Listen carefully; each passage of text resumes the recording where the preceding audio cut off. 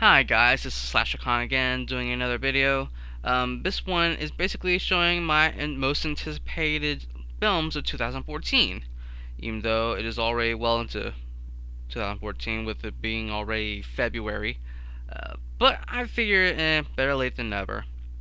Basically, I'm just going to be showcasing my top 12 most anticipated films of this year, and going from my least anticipated on the list to my most anticipated film. So let's see if we can get right into it. First off, let's get to number 12.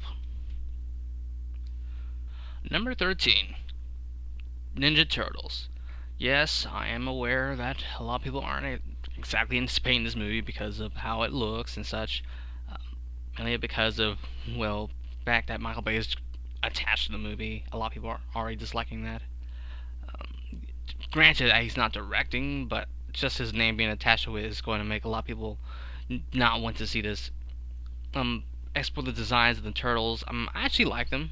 I like the urban look that they have. However, I am concerned about how they will sound and how exactly they will act in the movie, and how exactly the movie will portray them, especially with Megan Fox also being April O'Neil. It is on the bottom of this list because it's the one I expect will probably be the one that I'm least anticipated to see, but I'm still nonetheless interested in seeing it. So only time will tell whether or not this movie will be good or not. Again, we'll just have to wait and see. Number 12, Maleficent. Let me just go a short story here first. I have a strange connection with Maleficent, seeing as how she is my favorite Disney villain antagonist, and is actually my top 5 favorite movie villains of all time. Not even just movie, but just in general. When I look at Maleficent and think of her, I think of evil incarnate. Like, if there was one villain that stood above everyone else, it would be Maleficent. Even from the moment I first saw her in Kingdom Hearts, I was like, wow, she made an impression. She's going to have something scary to do later on. Yeah, that sounds stupid, but oh well. So yeah, I have a deep relationship with Maleficent, and I'm slightly torn about the idea of a Maleficent film. This can either be really good or really bad. Mainly because Angelina Jolie could either be very good as Maleficent, which I do believe she's capable of, but the trailers that I've shown for the movie don't exactly have me go like I'm excited for it, which is a shame. But I'm still anticipated to see how they will treat a lot of people's favorite Disney villain, so that's all I can do. Is just sit back and wait for it.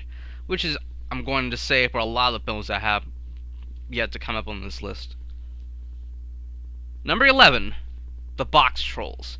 I actually didn't know about this movie for quite a while until I actually saw a trailer in front of Frozen, which they used the song Whole World in Their Hands.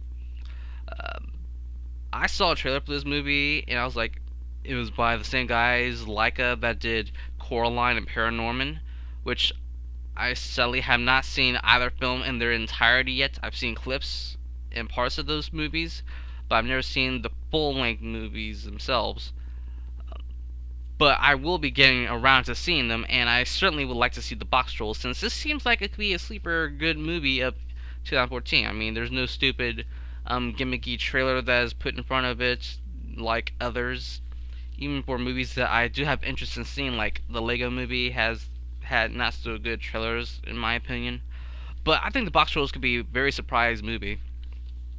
I have I have a nice appreciation for stop motion animation for other films like The Nightmare Before Christmas and Chicken Run and a bunch of other Aardman films and such. So I'm curious to see how The Box Trolls turns out. Number 10, The Raid 2. This is a movie that I only recently discovered was coming out this year.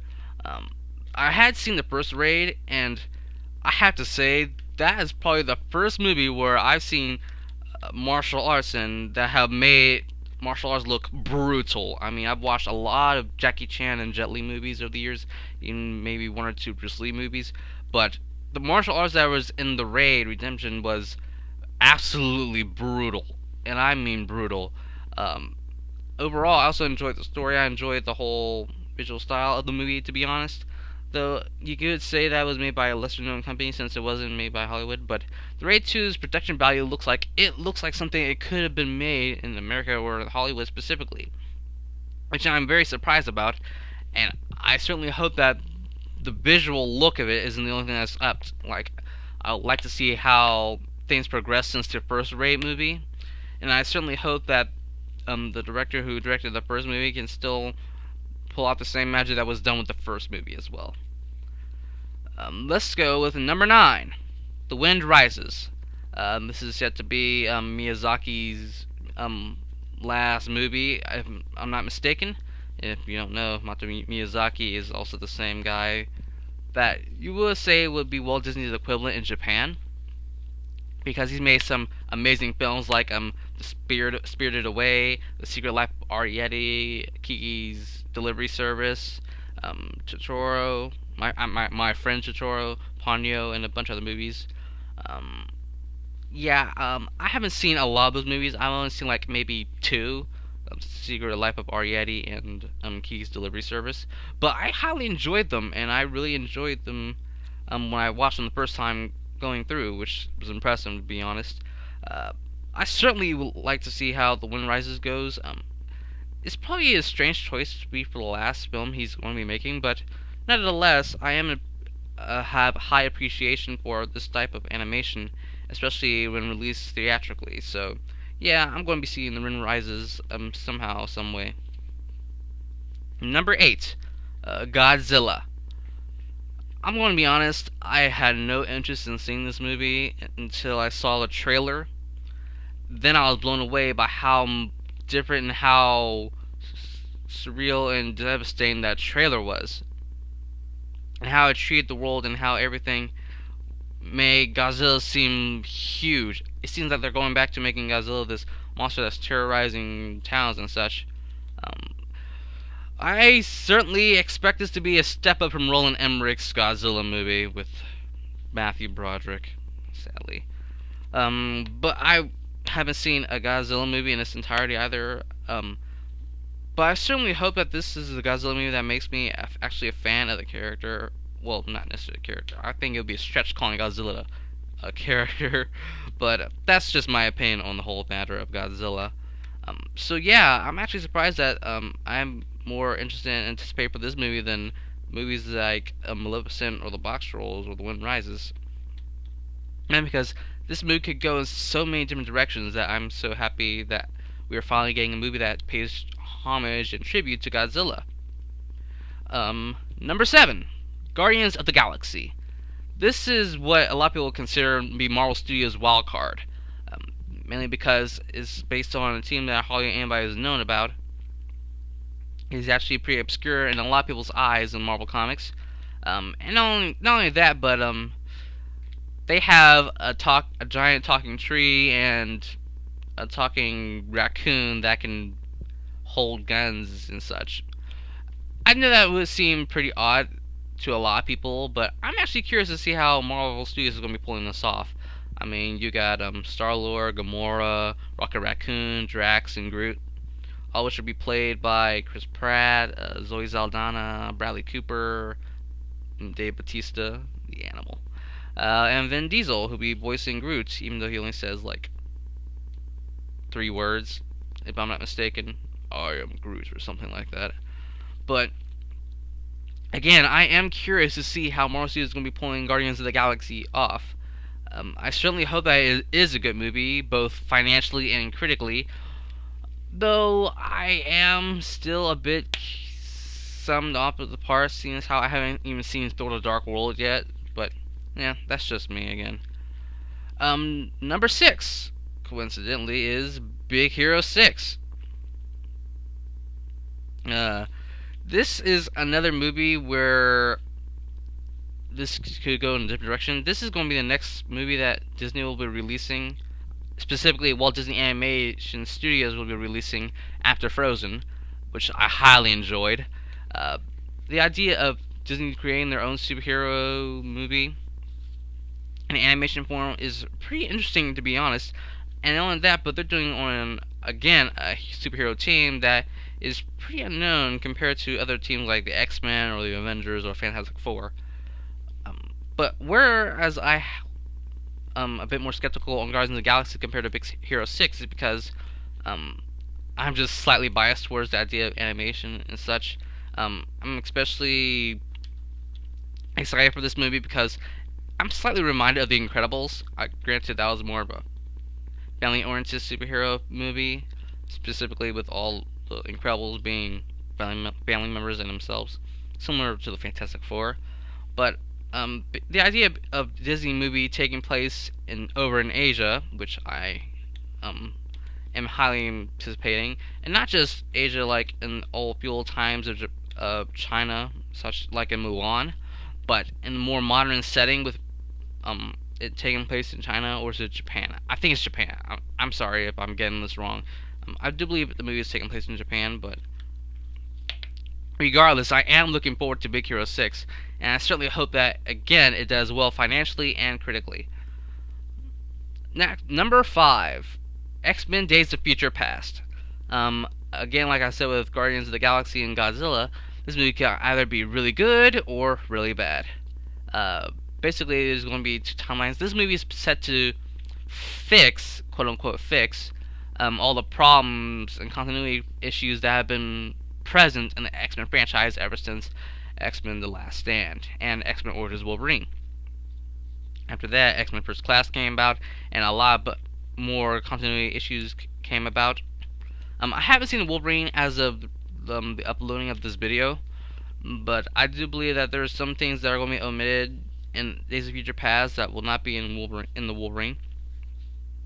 One thing that a lot of people are concerned about is with this large amount of characters and casts, and the cast that is with X-Men Days of Future Past, there's obviously going to be characters that are going to be lost in the shuffle. I mean, the only thing we can really expect is that Wolverine is going to be taking up most of the screen time as usual, because everyone has a hard-on for Wolverine.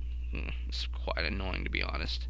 And that maybe we'll get some interesting stuff with Professor Xavier and Magneto, which I expect, but not as much as Wolverine, of course.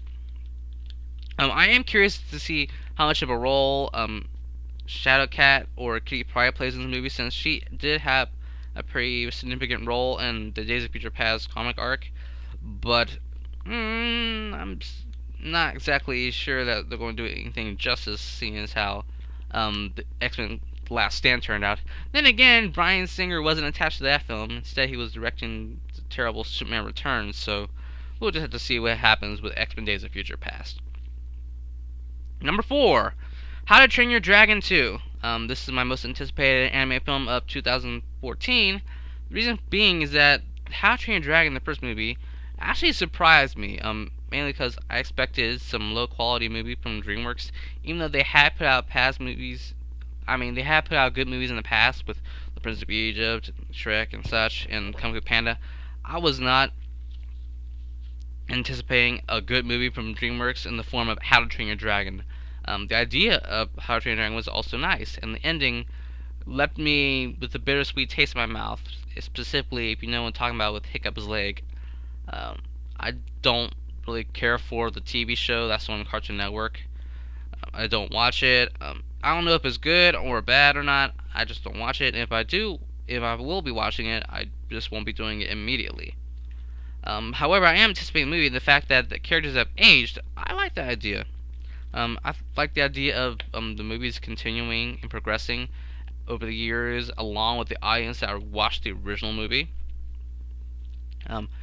Though I am a bit taken back, this movie would probably be higher up on the list if it weren't for that trailer that revealed something that could have been a very interesting plot point, but again, they just spoiled and revealed it for the trailer, so yeah, taking away place from that. But overall, I still am anticipating How to Train Your Dragon 2. Number 3, Transformers: Age of Extinction. I am so tired of looking at this poster. I really am. I have mixed opinions on the Transformers trilogy, or franchise as it is now. I have mixed opinions on the fans, mixed opinions on the toy line. Overall, it's quite odd considering considering myself a Transformers fan with everything that's happened over the years. But again, I am anticipating this movie. I did see the Super Bowl spot, and as soon as I saw a Super Bowl spot on TV, I immediately turned the television off because that's all I wanted to see. Because honestly, the Broncos versus Seahawks, that game was brutally annihilation in itself. But anyway, back to Transformers: Age of Extinction. I saw the Super Bowl spot, and there are some things that led me excited, and some things that didn't necessarily leave me excited. For starters, CGI work didn't look like it was completely rendered yet, which I don't mind. As long as it's rendered in the final product, I'm happy. As long as the CGI is rendered in the final product, I'm not going to complain about it. If it's looking like this ahead of time, that just means that they're still working on it, or that they just don't care. And I do think if there's one thing that Bay and company do care about is that the effects at least look good. That's one thing I can count on. One thing that I'm not necessarily caring for is Mark Wahlberg, and other human characters, which I'm sadly probably going to expect them to take up more screen time than the actual, Transformers are going to be in the movie. I do like how Optimus looked in the trailer. I don't know. I'm not exactly expecting anything big happening. Seeing Optimus hang upside down was pretty strange. That one Transformer whose head transformed into some kind of railgun. Yeah, I doubt Hasbro will make a toy of that. If they do, I'll be impressed. But again, not really. As for Grimlock, or that Tyrannosaurus-looking dinosaur robot that had horns, I don't necessarily mind him. A lot of people are really getting mad at Optimus riding on the back of Grimlock, saying nobody rides Grimlock. Well, apparently nobody had that problem when Willie was riding on the back of Grimlock in Transformers the movie. So there you go, hypocrites at their best. Oh well. Number 2, Captain America: The Winter Soldier. I didn't see this trailer at the Super Bowl again, but when I did see a trailer online, the full-length one that was about 2 minutes or so, that was recently released, and this movie just reminded me why Captain America: The Winter Soldier was one of the most anticipated movies that I had from last year going into this year. I like the idea of this movie being more of espionage and more of a thriller than necessarily just a straight up action movie, which is what Jack Ryan probably was trying to be like. But I do like the expanded role that we're similarly going to get with Black Widow. I also like the look of Black Widow a lot more in this movie. It looks more in line and iconic with her look in the comics than what we've seen in Iron Man 2 and the Avengers. Not that I had a problem with her hair in those movies, it's just that I appreciate when nods are made, not just for the sake of them, but because they actually look good and they actually want to help make people happy or something like that. Again, the Falcon design is okay, since I do prefer to see a bit color in the actual design of the Falcon, but again, I do enjoy it. And as for the Winter Soldier himself, I don't want to spoil anybody who doesn't know the story of the Winter Soldier, but I really sincerely hope that the actor that's playing him will really bring out the idea of what the Winter Soldier is. I really do hope that the portrayal is very good and that everybody else in the movie will also be good. Yeah, Samuel Jackson is Nick Fury, or just himself. Samuel Jackson is playing Samuel Jackson, just with the eye patch, whatever. But overall, I am still highly anticipated for Captain America: The Winter Soldier, and I really do believe that this could be Marvel Studios' best movie to date after Iron Man and the Avengers. At least I hope so. And my number 1 most anticipated film of 2014 is actually a movie that I was originally going to put below The Winter Soldier, but after seeing that trailer, I'm a bit more lenient towards it, and I'm talking about The Amazing Spider-Man 2. Again, I saw the trailer that was released online, with the one with Spider-Man saving Electro and Electro being inspired by Spider-Man or something like that. And I have to say, I'm highly anticipating this movie now. That's exactly what I wanted to see from the first trailer. More Electro. I like the idea of Electro being a Spider-Man fanboy and then all of a sudden just being betrayed, like he's going through some mental changes as well as physical when he gets his accident. I also like the humor and banter between Peter Parker and his Aunt May, specifically the whole chimney bit. I don't want to spoil it for anybody who hasn't seen it, but it actually is pretty funny when you watch it, um, even if it doesn't really make sense. I know a lot of people are expecting a certain character to get axed. I'm not going to say who, though it is pretty obvious if you know your comics and know your history and such. Uh, I really do hope that with the amount of characters that's supposed to be in this movie, like Electro, Rhino, apparently the Green Goblin with Harry as a Green Goblin, I guess, and from what I'm rumored to tell, even Black Cat, who's supposed to be in this movie, that I really do hope that this movie doesn't come out like Spider-Man 3, that it comes overcrowded, and I just want the characters to feel like they have a place in this movie and not just feel shoehorned in like some other characters were in previous movies. Again, I love the outfit of Spider-Man. I love the action sequences. I like the overall look of this movie compared to the last one. The last one, it seemed like it was trying to be the Dark Knight equivalent for Spider-Man, which doesn't really make sense. Oh, just because the Dark Knight comes out and is dark means that everything has to be dark just for the sake of being dark, which I don't appreciate. I would like things to be true to their characters, at least, especially in the case of Spider-Man. But I am a bit more lenient on certain subject matters of that, which is concerned with Spider-Man. It depends on the situation. But again, Spider-Man, Amazing Spider-Man 2 is my most anticipated film of 2014. And that's all I have to say. That's my top 13 list of films that I want to see this year in 2014. Put your list of films that you would like to see coming up this year in the comment section below. I am Slashercon again, and I thank you guys for watching.